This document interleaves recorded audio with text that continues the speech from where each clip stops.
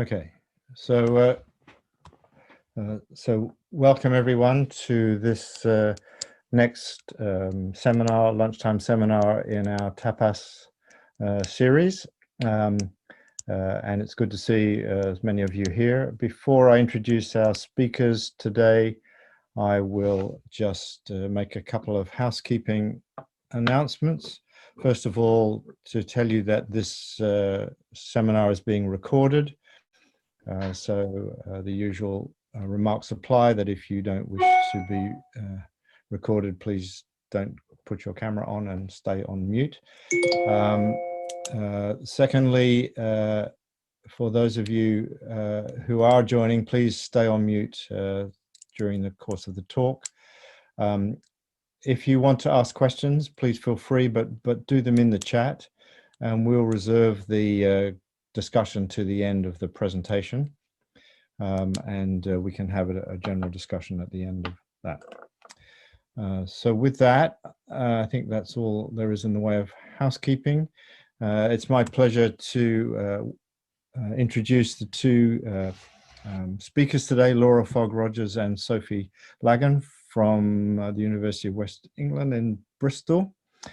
So Laura has a PhD in psychology, and she's been the communications and evaluations lead for the Horizon 2020 project Clare City, and is very engaged in a range of citizen science activities. And Sophie is a research associate in the Air Quality Resource Management Centre at UWE in Bristol. She has a master's degree from the Resilience Institute in Stockholm, and she's also been working on Clare City and Shape Our City. So I hope we're going to hear, well, I'm sure we're going to hear a very interesting presentation. They're going to tag team between them. I believe Laura is going to start, so I'm going to hand over to her, and she's going to begin this presentation about involving young people in clean air research and decision making. So Laura, over to you. Hi, thank you very much, Paul.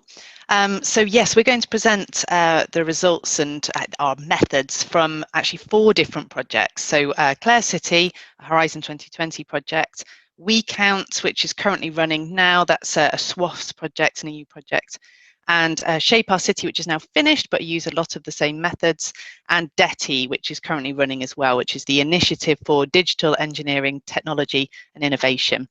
And all of these projects, so if we could move to the next slide, all of them bring together this idea of trying to activate citizens to take action, or first of all raise awareness, but then take action on clean air. And for us, clean air links together both air pollution and carbon emissions, because we're thinking about how citizen behaviour and activities influence, they're the sources for both of these same emissions, and the solutions involve changes in our behaviours.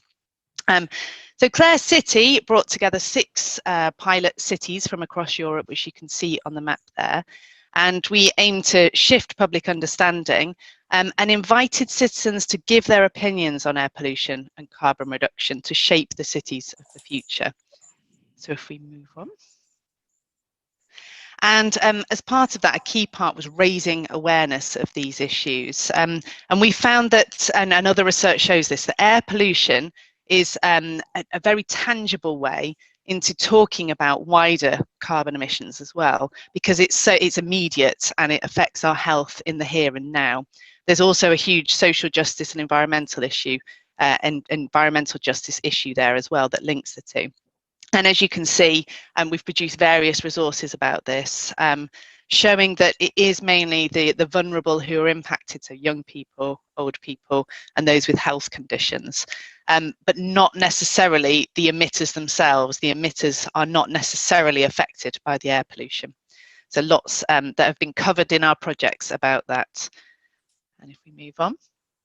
We also then linked about those long-term consequences as well from the same behaviours, thinking about how that affects climate change. And again, we've produced various resources for that. We are aiming across the lifespan, so we've got different resources for different ages, policymakers, older people, taking action, so community activists as well. Of course, this talk is about our schools resources. So if we move on. So the Clare City method, what we aim to do was go out and find out what is the behaviour of people in cities right now. So benchmarking the baseline, first of all. Then we went out and did lots of public engagement activities with a variety of audiences, thinking about what do people know about this and what do they think could be done about the problems of air pollution and carbon emissions. And I'll talk about those methods, a variety of stakeholder engagements as well, so taking it back into policy making and kind of experts in this area to sort of work out what the citizens are suggesting, could it be possible? And that eventually went through into a policy package of solutions for each city, which you can see there. And that has gone to the various cities across Europe that we work with a suite of citizen brought up ideas of things for that city. So one of our big surprises from the bench line, which is why it's important, I think, to look at this method, is to understand how do our behaviours actually relate to these emissions. And of course, most air pollution reduction probably focuses on commuting or on school runs, because we're thinking about those peak concentrations for rush hour and so on. But the big surprise for us was the annual means, which of course is more relatable to carbon emissions, if you like. The biggest emissions are from leisure travel. So people going to cinemas or activities or going on holiday and so on. So once we start thinking about these emissions in terms of relatable behaviours to how people actually travel or use energy sources and so on, it gives us a different way into talking to people about kind of how we're producing these emissions. So that's known as source apportionment. We've actually got a paper on that coming out soon, which I can share eventually. If we move on. So the engagement tools that we then worked with, so taking out that baseline data, but also asking citizens for their solutions. We did traditional events and workshops and so on. We had an app, etc. But we also went into schools, and we were not just thinking about educating children, but trying to empower them to take action as well. And part of that was also community films, which brought together younger and older people. And if we move through, we then citizen source policies as well.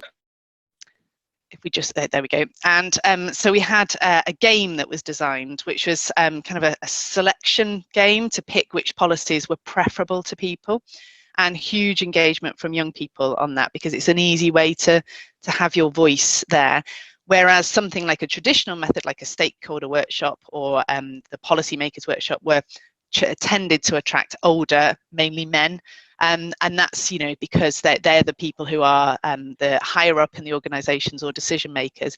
And of course, that can be disempowering or worrying for people who aren't from those backgrounds going in, so they're less likely to participate. So if we move through. So overall, we had a big success, lots of citizens engaged, as you can see with our graphic there, in a variety of different ways. So we were really happy with our engagement across Europe. If we move through, Sophie. But we found that different activities appeal to different ages. So if we're thinking about working with schools and young people, we really have to think about which methods work for them. And you'll see that we did overall have a spread across the whole project. If we move through. And also different genders as well. So different activities appeal to different types of people. The game, whilst it did attract a lot of young people, they did tend to be mainly men. So we need to also think about that as well, not just the age, but the different demographics as well. So if we do move through. So the game stats, it did allow us though to collect sort of preferences for which kind of policies would appeal to young people.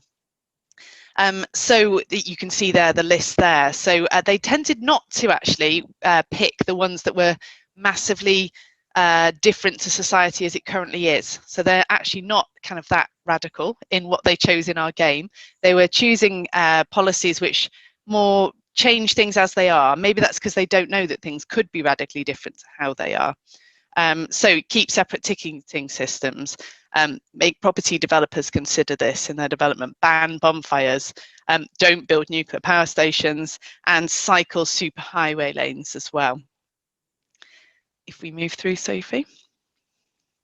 And then we took all those results from the school's activities and from the game and so on, and they were taken to our modelers. So things like if we banned cars in the city centre and had a cycle superhighway, they quantified that, put that into what would that mean for air pollution emissions, and modelled it through to 2050. And you can see here that the business as usual, so stuff as it is right now, would actually see a reduction in emissions, and that's because of new technologies coming in, new policies, etc. But once those citizen suggestions were added in as well, the citizens were far more ambitious than what's currently happening. So the citizens want to see change, and that was the message that we took back to our policymakers, that within our survey, which had a wide range, people want to see more ambitious changes to mitigate these issues. Now, obviously, the policymakers came back and said, well, maybe it's the citizens you chose. And we countered that because we did make a huge effort to go to different areas, not just the usual suspects taking part. So schools in wider areas, and also taking surveys and policy making tools and so on out to areas that don't normally have a say in these decisions as well. It wasn't necessarily completely population representative, but we made a big effort to get there. And this was all done in 2017. Since then, you may have seen as well, there was a survey that came out, I think earlier this year, that shows that people are now aware of climate change and they want to see action. So that is the voice that's coming through louder now. So if we move on, Sophie. And we've got all the things, I'm obviously giving a whistle-stop tour, we've got all these information in various packs available as well, if you're interested further. So Sophie, I think I move to you now, do we? Yeah, you're correct. Yeah, so just to end with what Laura's saying, we've got lots of educational materials on our website, this link below. We can talk more about them and share them after if needed. So yeah, I'm going to now swiftly move on to another project with city in its name. So I may get the two confused, the terminology, so apologies, but this is Shape Our City. This actually started around the same time as Clare City as well. It finished before, and then I actually moved on to Clare City. So Shape Our City was funded by the Wellcome Trust. It was a sister project, kind of public engagement sister project to a national research project called Upstream. And Upstream wanted to look upstream decision makers, so people who hold the land and financial power in cities such as NHS, such as councils, etc., finances, and to understand why they may or may not be considering health in their decision-making processes around cities. And we wanted to take some of that research. So for example, they were quantifying the health costs of poorly designed cities. We wanted to take some of that research and communicate that with the public, but also understand more about what mattered to them, what influenced their decisions in their neighbourhood, or what changes did they want to see. So we took a approach that you can kind of see in this top left-hand corner, which you'll start to see a theme emerging, because what we're doing is we're trying to involve citizens, communities, schools, etc., but in the whole decision-making chain, so that they can actually have their voice heard. We can communicate with the research, the decision makers, etc. Our challenge was the fact we only had short time period, 2 years, to do kind of engagements that were quite about systemic issues, and how do we encourage people to take action when we've only got 18 months to 2 years to do it. So one of the things we did, you can see at the bottom, these are the 5 research themes that they explored around urban development. And we took those and made little graphics at the bottom that we used for a lot of our engagements to spark discussion around how does your environment make you feel, what would you like to do about it, and we'll categorize them accordingly to then feed back into the research. And from our engagements, we had 1,500 direct engagements, and this is Bristol alone. So although it was a national project, we were just focusing on Bristol. So we did events city centre wide, also engaging specific communities, low socioeconomic communities, like again Laura said, to make sure that we are not just speaking to the converted. And the whole kind of point of what we were doing is to have these 3 levels. So big public events, making a lot of noise. We had a big air pollution sculpture, which now sits in We the Curious, which is our science centre in Bristol, actually above the kids' lunch area. So they're hopefully having conversations about our project. We did neighbourhood engagements where we had maps for those communities to make it more place-based, and had discussions over lunch about what priorities mattered to the school kids here in this example. So obviously it was citywide citizens, but we had lots of engagement with school kids because of where we were targeting. And then actually going into schools or care homes, etc., and getting kids to also vote on their priorities for change. And what we were kind of showing as well is that each community is different. Speaking, yeah. So each community is different. So Yes, how are you? Sorry, I was just in there's background noise. Someone's on the phone. Sorry. I don't know if anyone else can hear that. But yeah, I think I've muted them, Sophie. So okay, thank you. We could have had all sorts in that conversation. Yeah, so the young people had their own priorities for change in different communities.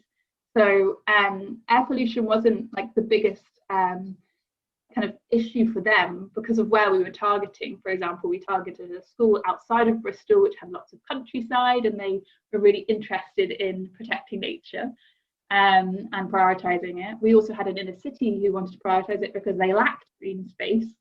And then, for example, another area didn't have access to a local supermarket, so they really wanted to protect the food environment, for example, to just show you how the kind of opinions change. But across all of our research, we found that the air pollution or air quality in general was the second most prioritised issue. And for example, we've got a little quote from a kid at one of the festivals saying that they wish for cleaner, greener public transport. And then I would just like end for this kind of section, or kind of wrapping up here, is that we did have an online tool which we developed. We beta tested it with communities, etc. And we saw its potential of an educational tool because you could actually toggle the actual the costs associated with poorly designed cities and see what impact it was having if you were making changes for the better. And then you could spend your budget based on the science and then kind of see what your future city looked like. So it would change as you adjusted your budget essentially. However, there wasn't much engagement from it. So it sits there as something that's not being utilised. It's really worth bearing in mind that, you know, the tools are only good as, one, you're engaging people, but also in this case, it needs a facilitator or something to kind of make it really impactful. So there's potential for it in the future, but during the project, it wasn't as successful as some of our actual real life face-to-face events. And I've just got kind of a summary here of the project, but essentially a lot of this I've kind of mentioned about the need to kind of take different pronged approaches to engage audiences in general, but in terms of our younger people, citywide, community, neighbourhood. Food was really helpful to actually have conversations at the community level to break down barriers for entry, to actually come and have a chat with us, but also to potentially kind of discuss quite tricky issues around pollution or you know, dumping of furniture outside someone's house, for example, fire tipping, those kind of things. So you can kind of have a kind of more softer approach to the conversation. It was really important to build lasting relationships with our community organisers and with teachers, etc., which I'm sure many of you know. And we need to kind of bear that in mind with our projects, so we're not kind of just diving in and out. And also, as I've mentioned as well, like the closer you are to your neighbourhood, to your street, the more kind of common goals are kind of realised, but the kind of further away you get, if you're just engaging people citywide, you may not get such kind of similar views. They're quite divergent at that point. And yeah, we were really trying to show that residents and kids can lead the change. So we were asking them to vote. What would they do with this information? What action would they like to take? And we even led some community actions with some of the residents, not specifically kids, but kids were involved. So we want to make sure that all of our work kind of leads to some kind of shift in behaviour or something like that, as well as influencing decision makers. Mental break. We're now going into the third project. So that project's now finished. Clare City is also finished. So we're now focusing our attention on WeCount. WeCount is a European project, which is citizen science, looking at how citizens observe urban transport and again what they can do with that data. So the 5 cities that we've got involved in the project are Leuven, Madrid, Cardiff, Dublin and Ljubljana. And we've already got hundreds of sensors installed across homes in these cities. And soon we're going to have some installed in schools as well. Cardiff will be our kind of pilot. And the whole point again of this is, rather than just going in with like the air quality agenda, we've got transport as the overarching theme and asking citizens, okay, what is the interesting issues related to this in your community and how can we act on that? Because those will then lead to reduce air pollution essentially, but we don't have to go so direct with that agenda. And as with all citizen science projects, the idea is the citizens kind of collect the data, analyze it and take action based on the results. And yeah, the schools development I will mention in a moment. So in theory, we have these tell rounds, which means abacus in Dutch. If it's one word, if you separate it out, it means traffic counter. So they go on the first floor of somebody's window with a clear view of the street, and they connect to Wi-Fi using a Raspberry Pi and a little camera, and they start counting traffic. So that's any type of traffic, pedestrians to big vehicles. And it can also assess car speeds, which is quite nifty. And the data is open access and can be viewed on the sensor platform as well. So yeah, all participants can go online and see what's happening day to day. In practice, so a lot of the sensors are collecting really interesting data, and we've got loads of data sets to come out of it, which we'll then be able to work with. However, each one is different. So across Europe, designs of cities and buildings and locations of trees, etc., really are playing quite a troublesome role in the project. However, because it's WeCount, it's not just the Telegram sensors, we've got other opportunities for citizens to count data. So for example, in Madrid, they've been using strawberry plants to gather data about air pollution. There's also the aspect of them not currently working in the dark. They're hoping to resolve that problem. But it means in winter months, you only get a short period of time in which you can count the data. There's also technical glitches, for example, Wi-Fi cutting out, etc. So yeah, technology has its pros and cons. And there's also the aspect of double counting. So for example, if 2 cyclists go past together, it could be counted as a car. And I think that's all just like really worth bearing in mind when we're discussing using technology with engagement around sustainable development. So for schools specifically, we're developing a suite of resources for the Detti project, which I'll allow Laura to explain, all around future cities, and transport's going to be one of them. And it's going to be an educational tool, which hopefully can use the TELRAMs. We're getting some TELRAMs to distribute to schools, but they can also do manual counting and other things, again, to just use different engagement tools to spark conversations around traffic and air pollution, etc. And as I've mentioned, there's loads of data sets that we're going to have access to, which kids can explore using the maths and all sorts of other STEM subjects. And as mentioned, it can bring up critical debates about the use of technology because it plays a part, but not the complete picture. So there will also be calls to action as well at the end of these resources we're developing. And we have been linking with STEM ambassadors, so hoping for national reach as well with those educational materials. And we've been thinking with COVID the whole time. So we've got homeschooling resources, etc., ways to adapt to the online environment, knowing that, you know, this hybrid approach might be with us for a long time. So that's it from me. I'm going to hand back now to Laura. Yeah, so the technology actually was, and working with schools was going to form part of the WeCount project, but as Sophie says, COVID put a stop to that because schools disappeared and it all became home learning. We weren't ready for that at that time, but we've now found we can gear up for that through the Initiative for Digital Engineering, Technology and Innovation, so Detti. And if you click through, Sophie, So Detti is all about getting young people into STEM and technology education. And we hadn't realised, but we realised midway through, oh, our We Count project is all about that, about digital engineering and technology. And it's an interesting way to get young people using technology to take action, or using data as a resource to then try and have their voices heard. So at the primary end of things, we work through this network. It's Curiosity Connections, run by us at UWE. And it's a primary STEM supportive network for all sorts of things. We have 6-week STEM clubs on here, so that's one of the activities we'll be developing. We already have one from Clare City, which is all about social action and having young people's voices heard to policymakers through persuasive writing. But we will be taking that forward with this technology idea as well, and going through into secondary education. So Sophie, if you click on again. And so as part of that, we're connecting engineers into sustainability as well.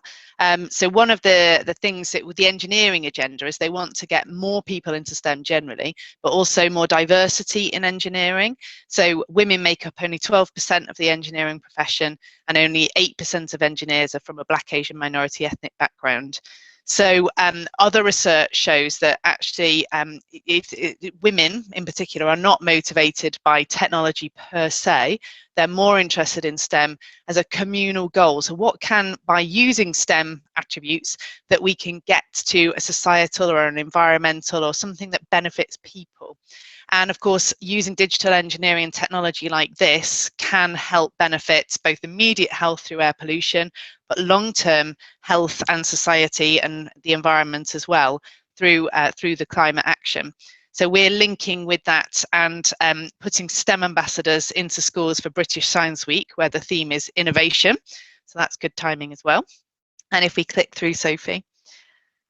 We're also thinking about digital trailblazers. So we'll be highlighting all the engineering institutions who are using digital engineering.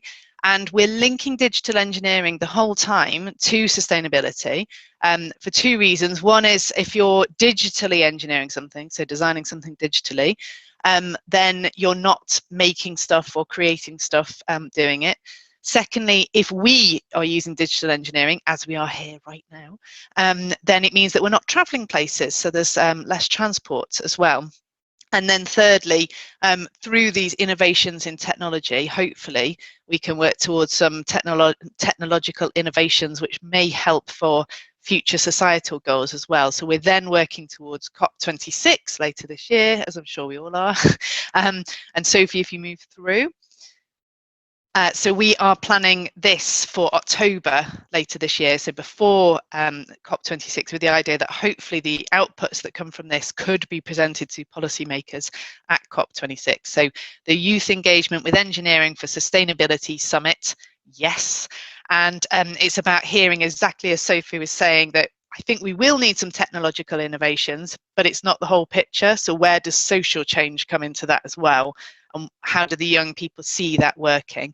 And also influencing young people who are interested in technology to understand that technology sits within society, and therefore technology that's created needs to be about that wider social and environmental well-being as well.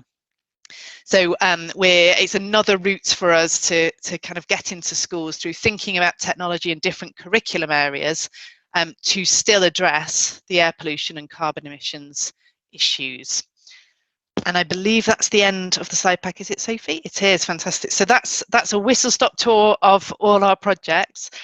You'll see that there's some common themes about trying to connect across different areas, link things together, empower people who are normally disenfranchised, so going to the areas that don't normally have their say, and really adapting things for young people, both to have their say and also to connect into the curriculum topics that we wouldn't normally associate with sustainability or air pollution and carbon emissions and so on. So we have different ways into this topic the whole time. And we would love to take your questions. So I will hand back to Paul to chair that. Well, so thank you very much, Laura and Sophie, for a very fascinating presentation. please put your questions in the chat, and I'll pass them on to Laura and Sophie, but I'd like to start. I was very intrigued by this idea that people understand or apparently agree on what they would like in their local environment, but are less clear about things that are further away. And I guess, I mean, since we're all supposed to stay local at the moment, no one seems to know what that means. I wonder what you mean by local in this context. I mean, how do you define what's local and what's further away? So from the perspective of Shape Our City, it was very much like street level or a small community, but they had common kind of connections. So for example, we were based in one area that there was a big Somali community that came to that particular event. So they would talk about similar issues. So for example, fly tipping was a big problem, speeding cars, and then there was general agreement around that. But then they had some kind of similar interest already. They weren't strangers. And then again, with our We Count project, when we've kind of launched our initial conversations via Zoom, essentially, to have an understanding about motivations, there may at the beginning have been a variety of different motivations, but then we've asked them, okay, is there some main priorities you'd like to focus on, because we don't have limited time and resources, and they've managed to come to some kind of decision of actually we want to focus on the school, or we want to focus on speeding, etc. So it's through conversation that those kind of similar goals come out, whereas when you're at big city level you can't have those discussions. So I think that's kind of part of it. It's in conversation that leads to more of those priorities, not to say that they don't have others, but they've kind of agreed on something at a more local level. So what's the lesson for policy makers then? I mean, what sort of granularity do you need in order to make the right kind of policy decisions? So I think in science communication, we'd call this place-based engagement. So it's picking something that people have in common. And of course, we all know, I mean, with the various debates we've had over the last few years, that society feels more divided than ever about various things. But if you can come down to that local, so people feel a defined place-based identity. So, and that's your question, how small are we talking? Well, I think, you know, that it varies with each place really. Where do people feel that they've got that shared identity? So I think identity is important. And then that comes into the paper I mentioned. We've looked at this, what's called source apportionment. So we've looked at how can we break down emissions into social practices or activities that people relate to. And then secondly, how do we communicate that to different people according to their identity? And so that's from psychology, social identity theory. So thinking about what groups do we feel that we're part of, and then using the language and speakers from that group. So in Sophie's example, the Somali community, the speakers would, you know, that shared decision making needs to come from within the community so that they feel that identity and ownership and so on. Or another example, women in engineering, you know, you'd need women to be in charge of the women in engineering activity and so on. So it's, yeah, I think that answers vaguely the question. So we have a question from Pete Knapp saying, was the 40% of emissions from leisure from cars or all forms of transport? I guess this was the early stuff in Bristol, one of the early slides you showed. So it was kilometres travelled. Is that correct, Sophie? So it was the distance that people travel. So it could include, so it wasn't, that was for motor transport, not buses. So buses were counted separately. So most probably cars. Sophie, do you want to? Yeah, so we've got another graph, but it doesn't look so pretty, which shows you the breakdown of the types of transport for each of those percentages. And even though it's 40%, I'd say about 35% is from cars.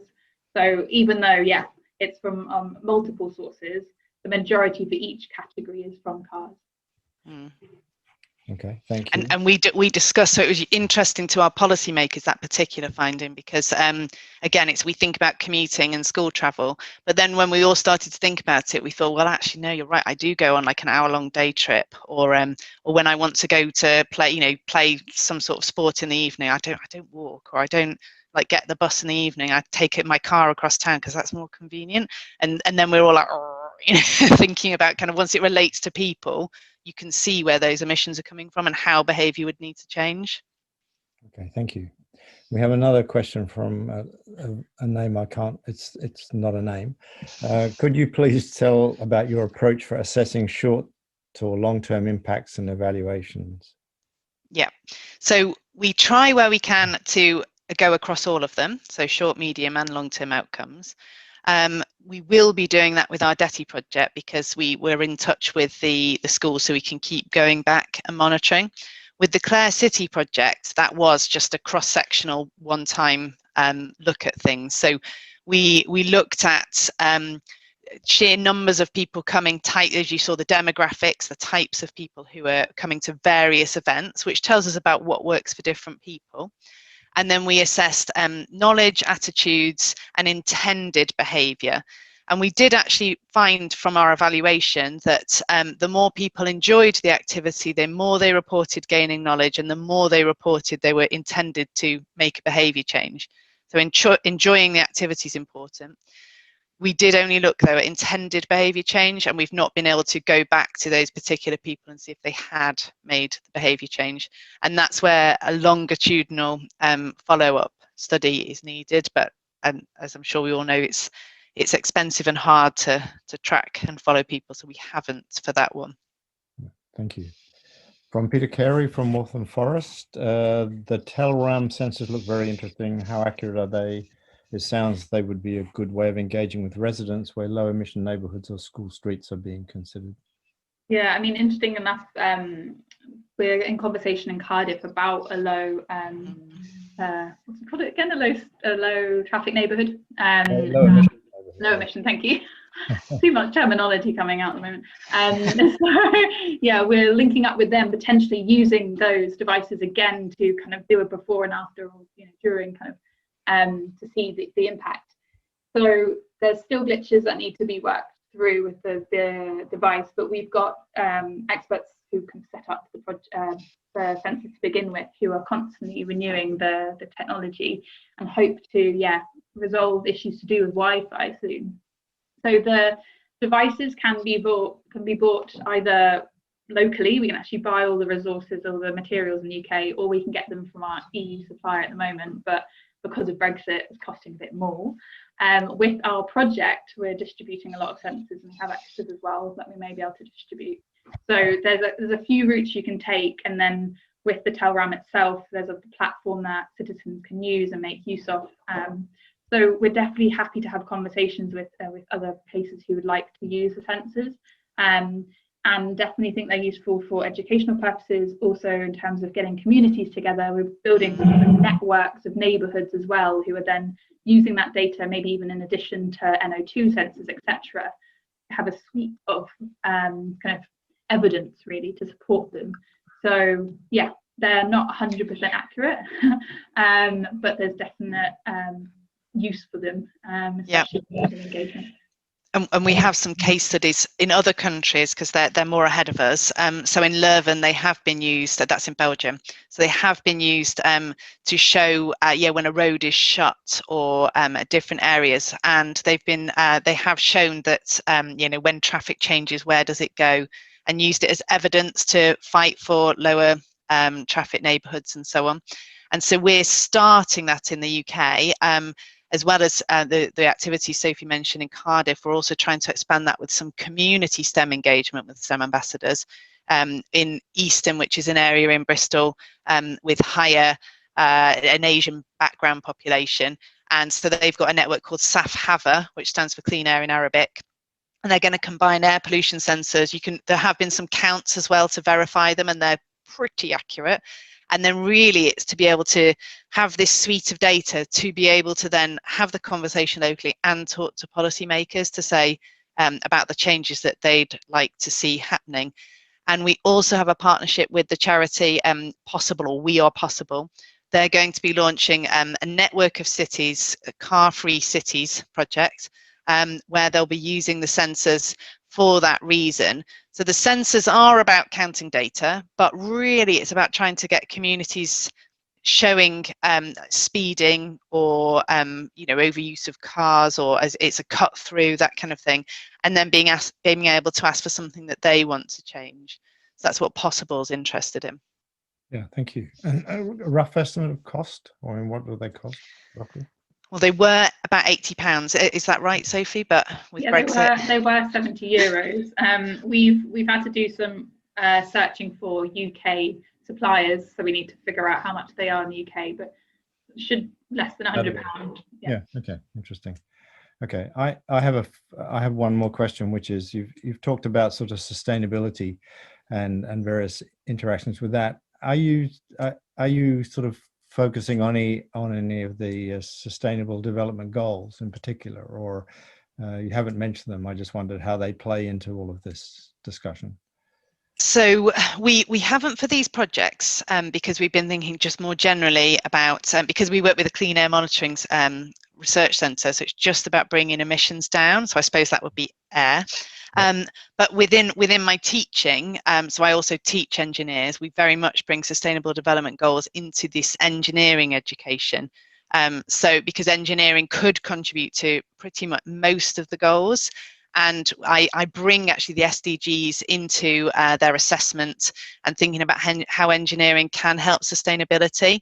And the part of that, I think this week at the moment is the SOS pledge for the SDGs. So we bring it into engineering education, but we haven't brought it into the wider like primary and secondary education. Sophie has a point. Yeah, no, I would add though with the Detti project, all of the resources we're developing, so we mentioned the STEM club before, so we're doing STEM clubs for these packs, and in that there is a mention of sustainable development goals and activities around cities, for example, or the relevant goal according to the pack. So it depends on the type of engagement, because if it's really short engagement, we can't kind of then have a lengthy conversation necessarily about the sustainable development goals, but it kind of really depends on the context. So yeah, we're definitely using them in some respects, but kind of where it feels the most relevant, I guess. Yeah, I mean, it was in the Detti project that it came to mind, because you had I can't remember the slide now precisely, but you had a series of icons that looked kind of like they might connect with them. And yes, definitely. Well, the key thing we're finding with teachers is it has to be connected to the curriculum at the moment, actually, because time in schools is so pressured that it's got to the catch-up thing, so it's got to fit exactly with what's going to help already with delivery of content that they have to deliver. So that's the key hook, I think, for schools. Then actually probably more just climate action in general. So there's a network of climate action schools that we're connecting with and eco schools. But definitely, as Sophie says, we're thinking one of the activities will be future cities, and definitely the SDGs come into that then. But once it's about envisioning our future and again, that voice of young people. okay, well, thank you. I don't see any more questions. If anybody has one, perhaps you could unmute yourself and speak if one would like to do that. If not, I think we'll bring this seminar to a close. I'd like to thank Laura and Sophie. It's a fascinating set of projects, and I don't know how you find time to do all four of them, but must be pretty busy. But it looks very nice. So I'm very pleased that you took the time to share it with us. So on behalf of everybody, just to say thank you, and to say to everyone that our next talk is on the 4th of March, next Thursday, and it's Matt Croucher from WSP talking about the London Mayor's Schools and Nurseries programs. So I hope we'll see you there. Again, this is part of the TAPAS network, and we're very interested in having people join us. If you want to be involved, please, and are not already, please get in touch with Sophie Bristow, our network coordinator, and her communication is on the TAPAS website and on the notices we send out for these talks. So again, just to say thank you once more to Laura and Sophie, and say goodbye to everyone, and we'll see you all next week. Thank you very much.